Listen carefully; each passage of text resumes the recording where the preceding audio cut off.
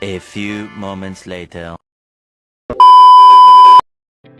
Assalamualaikum warahmatullahi wabarakatuh. Perkenalkan, nama saya Zulfar Adatul Aisy dari Ekonomi 1.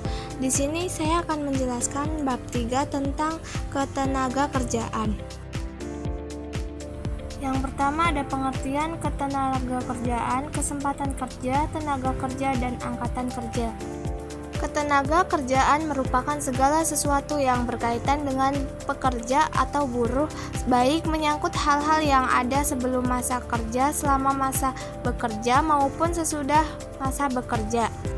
Kesempatan kerja adalah tersedianya lapangan kerja bagi angkatan kerja yang membutuhkan pekerjaan. Selanjutnya ada komposisi penduduk tenaga kerja. B. Upaya meningkatkan kualitas tenaga kerja. Sebelum memasuki dunia kerja, seorang tenaga kerja harus memiliki sejumlah nilai lebih berupa tingkat pendidikan dan keterampilan tertentu.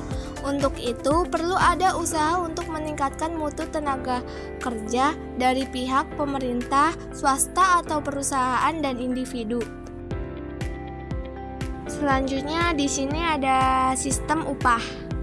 Sistem pembayaran upah di Indonesia tergantung pada berbagai kondisi, antara lain yang pertama permintaan dan penawaran tenaga kerja. Jika penawaran lebih besar daripada permintaannya, upah cenderung turun, begitu pula sebaliknya. Yang kedua ada kesepakatan pemberi kerja dan penerimaan kerja. Yang ketiga ada upah minimum.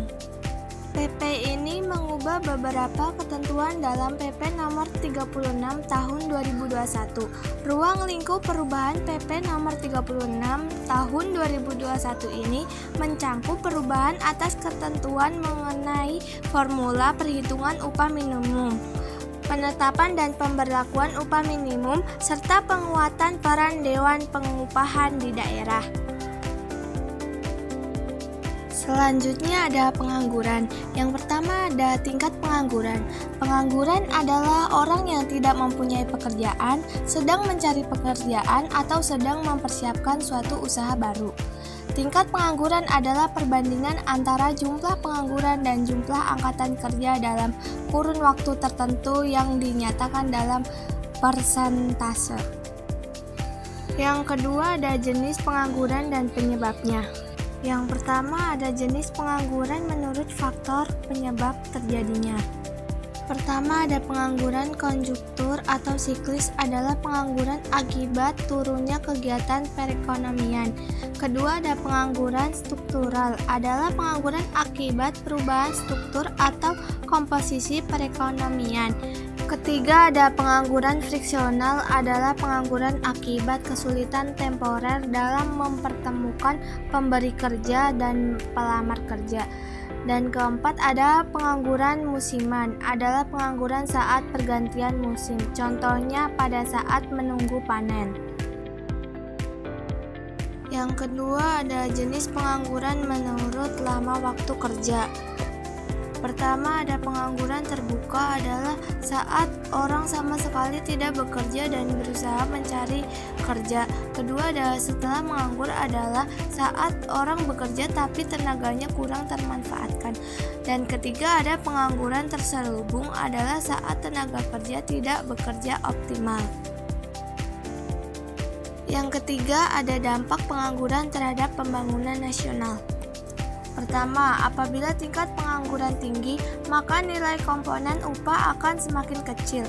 Dengan demikian, nilai pendapatan nasional dan pendapatan per kapita akan semakin kecil. Kedua, apabila tingkat pengangguran tinggi, jumlah orang yang membayar pajak penghasilan berkurang. Akibatnya, penerimaan negara berkurang. 3. Semakin lama orang menganggur, semakin besar beban psikologis yang harus ditanggung.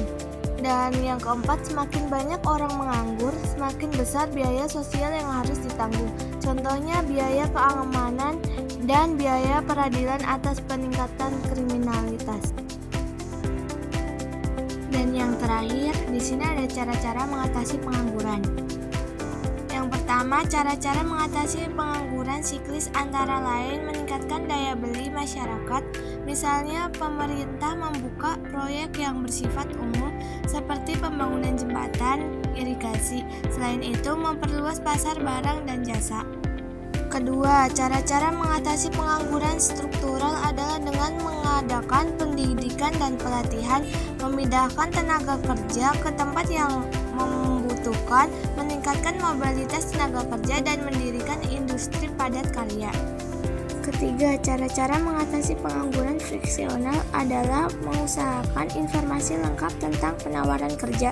Pengangguran friksional tidak bisa benar-benar dihilangkan, hanya dikurangi. Dan yang keempat, cara-cara mengatasi pengangguran musiman yaitu pemberian informasi lowongan kerja pada bidang lain dan melatih agar memiliki keterampilan untuk bekerja saat menunggu musim tertentu. Sekian dari saya. Wassalamualaikum.